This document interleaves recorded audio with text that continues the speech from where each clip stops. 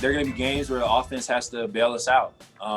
Defensively, we had a great start, kind of got lulled to sleep and made a lot of mistakes. And, they scored on back-to-back series, I believe. Next thing you know, it's 21-3 at halftime. And, it's so easy to start getting into the emotion of, like, guys feeling sorry for themselves. Here it is all over again. And then, offense came out in the second half, and let's just call it what it is.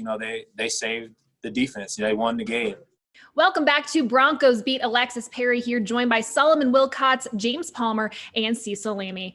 While the defense was far from bad, like Justin Simmons said, it was the offense that carried the defense this time around. While the Broncos got the best of Justin Herbert and the Chargers, how was LA's rookie quarterback still able to put up 21 unanswered points on this Denver defense?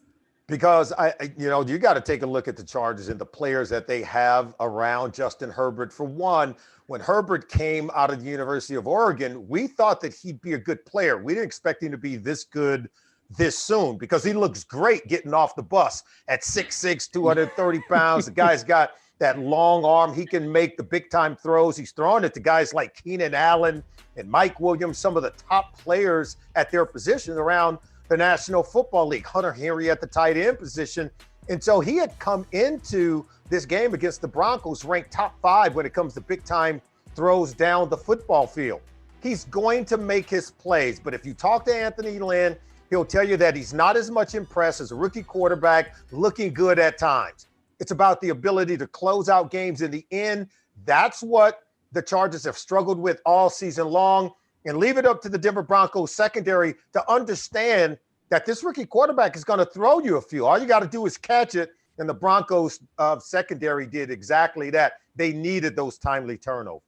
I think you got to go and look at who he's gone against and who he's lit up this season already and give this a little bit of a grain of salt with how you evaluate the Broncos in this game. I was at that game in Tampa where he lit up one of the best defenses in all of football for 3 quarters. That goes along line with what Solly's saying because it was for the first 3 quarters he had a perfect passer rating and they couldn't close it out in the 4th quarter. But that's a really good team he went against going against Tom Brady. I was at the game in New Orleans where he goes toe-to-toe with Drew Brees and they go off the upright and should have won the game in regulation and lose in overtime. This is a confident kid who's really gone out and played well enough to beat both Tom Brady and Drew Brees this season.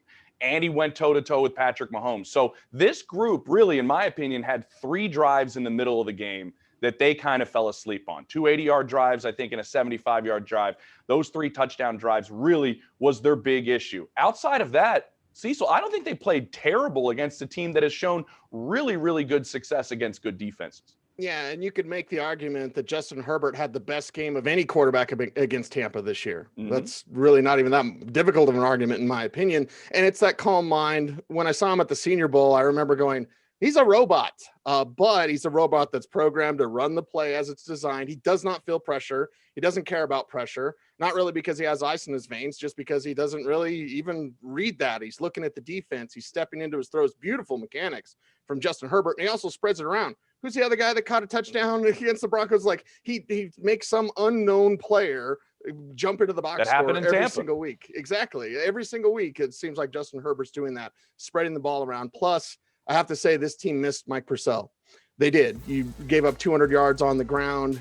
Tremaine Pope, former Seahawk, by the way, was tearing you up. So, okay, Justin Jackson, Joshua Kelly, Tremaine Pope, not exactly big name running backs that you gave up big time yardage to. So there's some things to clean up and to work on for the Broncos defense for sure. Well, they definitely did tighten things up there in the final 30 minutes of play. And the offense went out, outscored the Chargers 28-6, mounted, like I mentioned, one of the best comebacks in Broncos history. So when the defense really was at its best, what was working so well? What can they build off of? I think they can continue to build off the fact that on the back end of this defense, the coverage units are phenomenal. I think you've got to be able to make young quarterbacks look like a young quarterback, and that's exactly what they were able to do. We have a lot of respect for Justin Herbert, particularly early part of his rookie career. We think he's going to be a great pro at the quarterback position. But I think you've got to make young quarterbacks appear to be young. You got to take advantage of their inexperience. You have to force them to make mistakes. Vic Fangio, I think, has fashioned a really good defense that is on the potential. It's got the potential to be great, except they're lacking a few pass rushers. They're lacking maybe a few playmakers on the front end.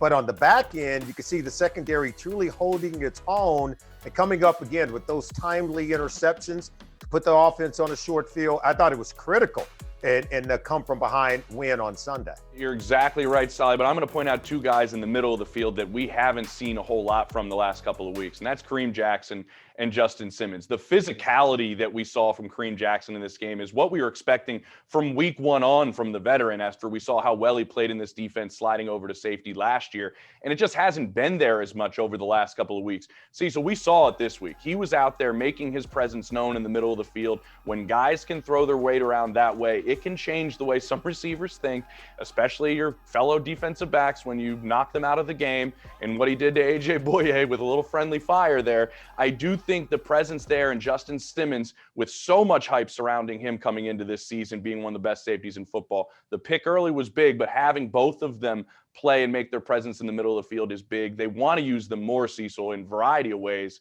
You just need to see it, and I think we saw it in this one. Yeah, Drew Lock had his John Elway moment, and Kareem Jackson had his Steve Atwater moment because, the smiling assassin, got to watch out. Nicest guy on the planet, too, by the way. But I'm going to point out a guy who didn't really have a great game because he's getting picked on, but stayed mentally strong. Michael Ojemudia. Ojemudia has had some games basically against Chase Claypool and then bounced back with some really strong play. But you saw the Chargers go after the rookie corner, but he didn't let it get to his head. He gave up a couple of plays, but he still continued to play strong, probably because of those veterans that we're all talking about. So it is that back end of the defense that you can continue to build on for the Broncos.